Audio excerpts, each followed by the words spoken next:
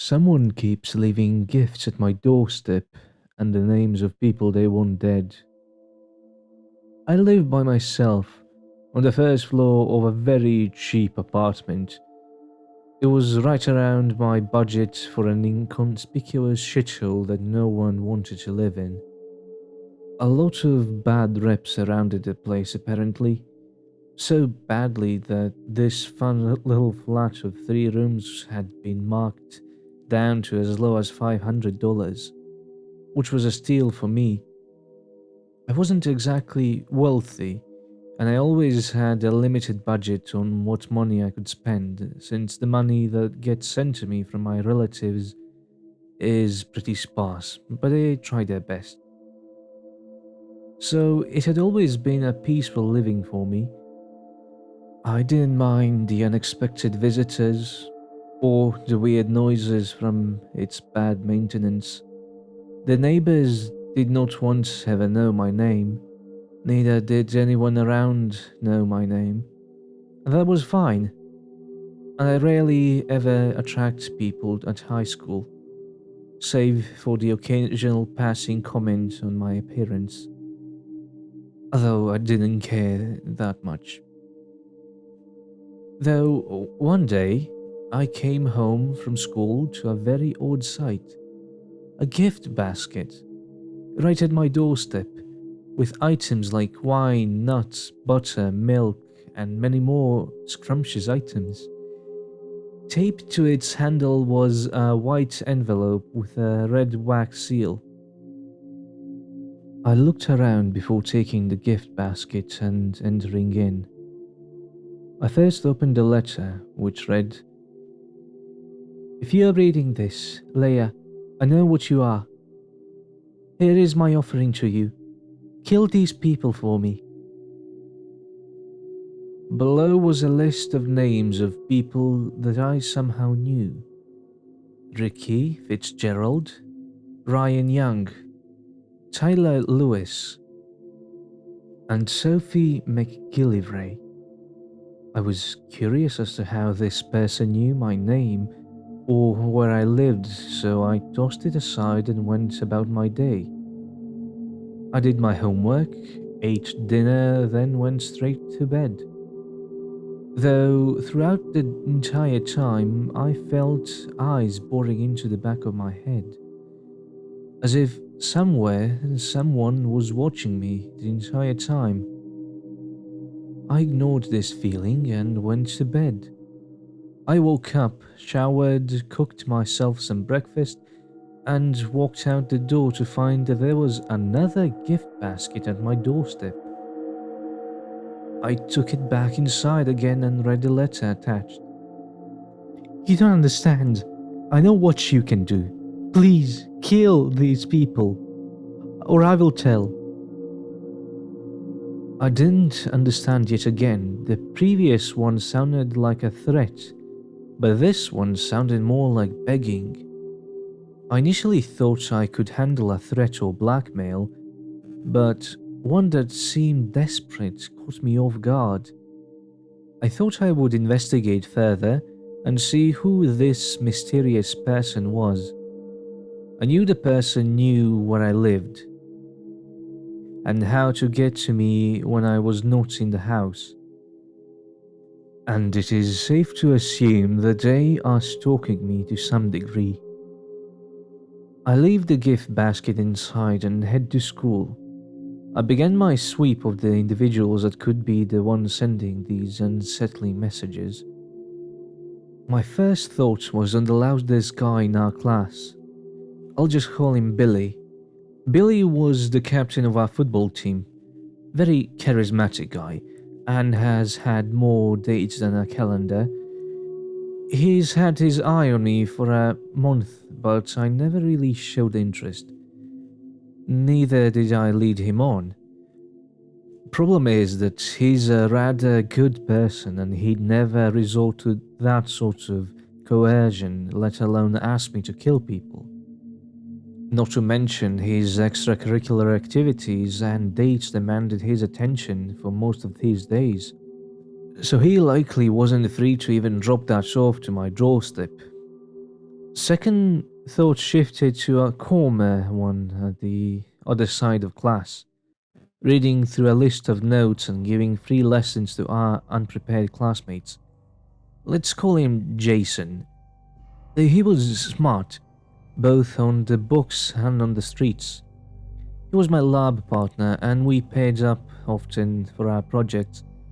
He likely has deduced the path I take going home, and I have seen him in my neighborhood a few times.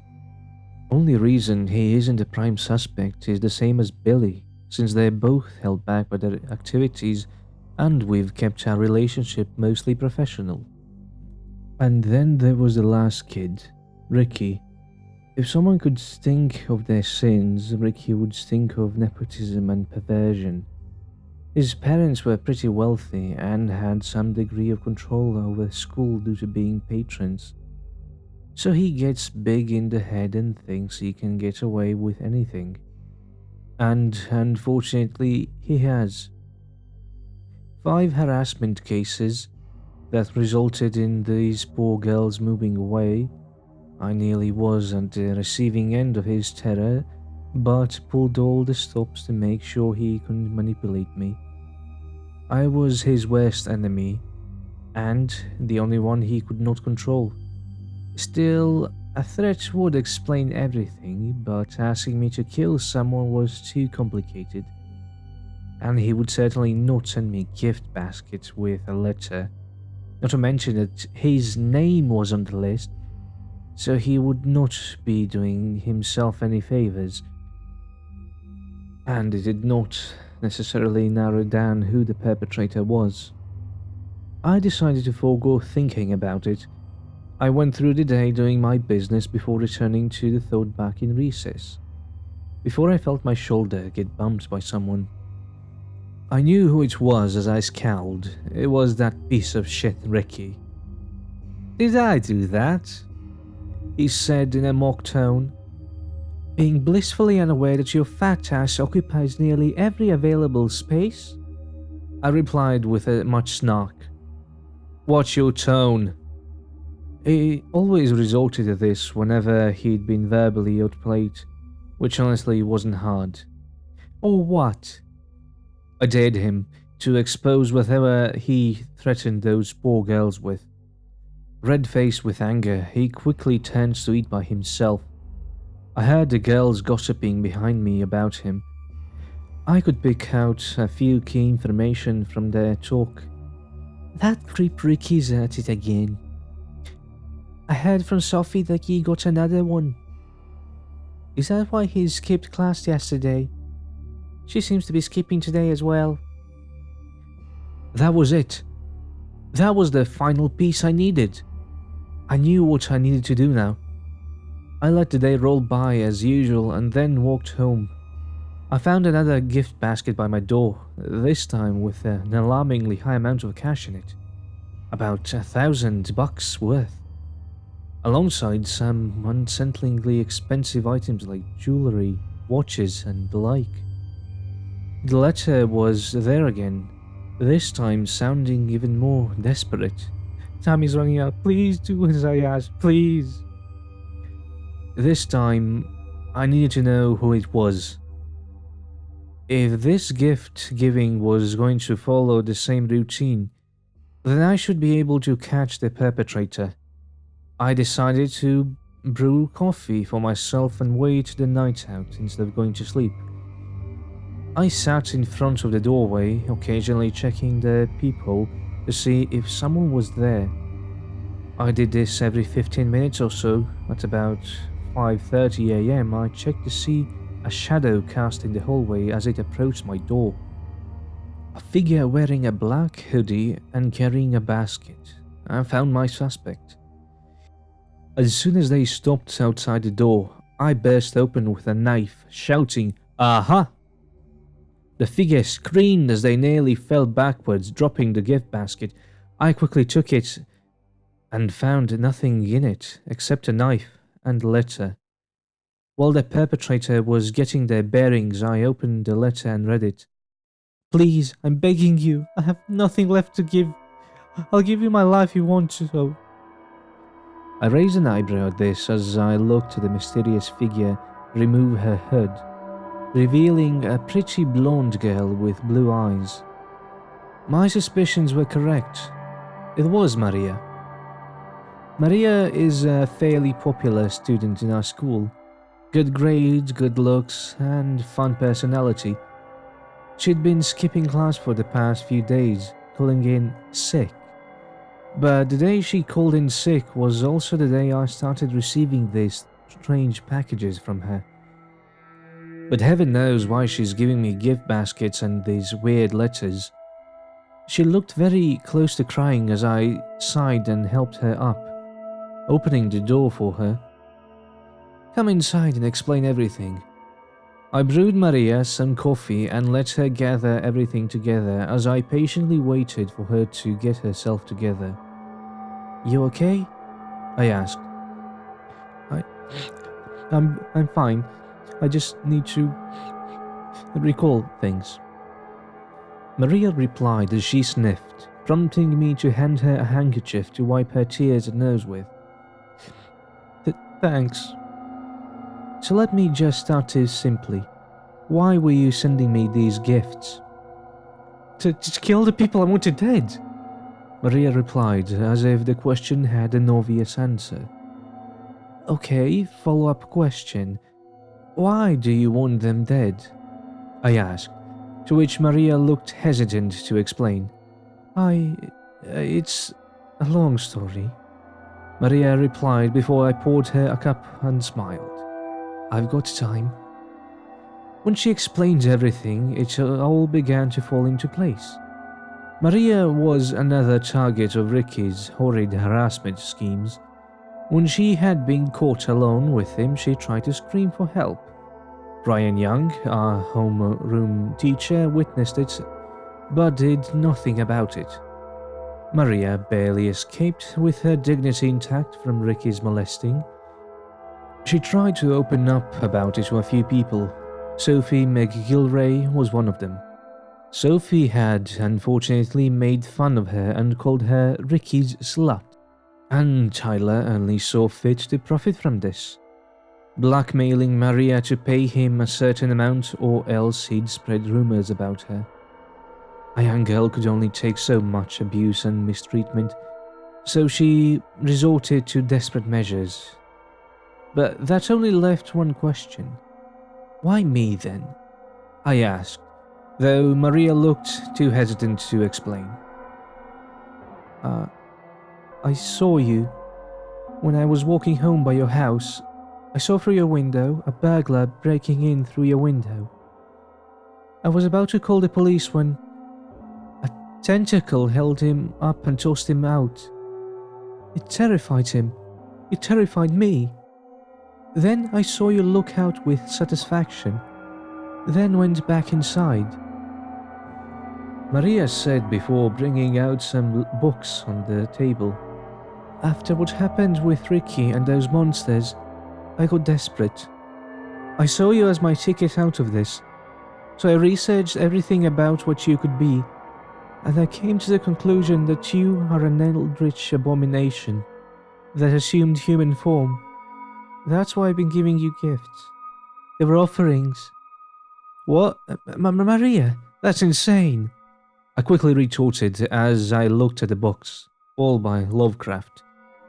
I got desperate, okay? Maybe I was just seeing things and being stupid and desperate, bitch.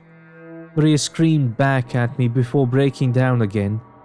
I looked at her with pity, moving towards her side and giving her a hug, and letting her release her anguish. I got so overwhelmed. I didn't tell my parents and I decided to steal those things. Shh. I shushed gently, placing a finger on her lips. I then gave her another comforting hug. It's okay. I'm not going to judge, but trust me, things will get better. But... Maria tried to retort as I gently guided her to my bedroom. You need to sleep and rest, I gently said as I gently made her lie down. I promise you, things will be okay. They might not be now, but they will be. But how do you know? Maria asked timidly, tucking herself in as she didn't let go of my hand. Trust me. I smiled as I watched her close her eyes, as I saw the yellow sky rise out of my window. After a few days, the problem seemed to resolve itself. Ricky had finally been exposed and arrested, but died in police custody. Mr. Young's house and property burned down due to an unidentified arsonist. Someone had apparently seen the person on his property, but did not inform the authorities right away. Sophie apparently had some sex tapes on her computer because they had spread like wildfire on the internet. Never heard from her again. And Tyler got injured by a mugger on his way home. Maria believes it was all me, I just shrugged at it. Maria still gives me gifts every now and then, but instead of leaving them at my doorstep, she likes to invite herself in for a chat over some food and such. And the letters thankfully weren't desperate, begging or another hit list, but just the sweetest words that I can receive. It's become a bit of a regular thing lately, and strangely, I like her company. Blasphemous coming from the girl who tried her best to keep to herself, I know. And, well, that leads to today. Of course, all that meeting and chatting was bound to lead someplace. So, of course, we ended up being an item. As soon as we got to college, we moved together into a nicer apartment, and we'd been having a blast together since then. It's been a running joke between the two of us that she is my worshipper and I am her goddess. She still calls her gifts to me her offerings, every now and then, which just makes me blush a little. Whenever we go to sleep together, she likes to climb onto me, a force of habit since the first day I lulled her to sleep. But I'm more than happy to let her do so. I like to think back to the day that she told me what she thought I was. I grin a little thinking about it since I technically never denied the allegation. And I think she knows it too. I gave my sleeping worshipper a peck on the cheek before I snuck a tentacle up the wall to turn off the lights.